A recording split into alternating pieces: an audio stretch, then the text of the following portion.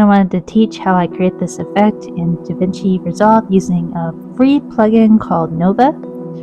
And if you do not have Nova, you can go to their website, and it is totally for free to download. So the first thing you got to do is get a fusion composition, make it as long as you want it, and then go to fusion, and then click and get the node Nova, and just write it down. There it is. Add it, connect it.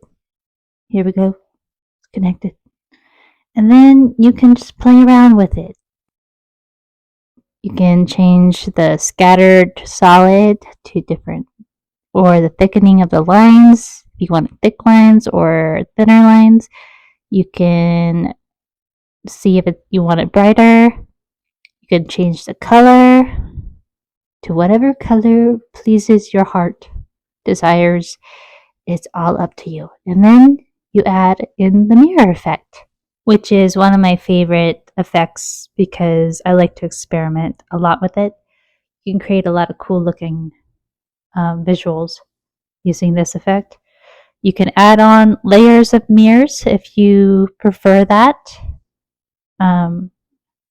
Just experiment as much as you want. Play it, see how it looks.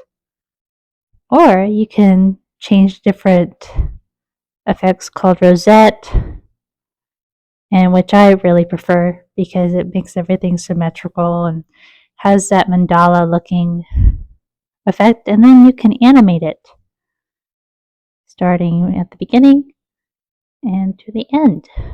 So it slowly animates and changes over time. And that's how you do it. And you can add on as much as you want, which I like to do. Or you can just be settled with what it looks like right now. And this is the finished result. It's a quite simple effect to do, but it's very satisfying.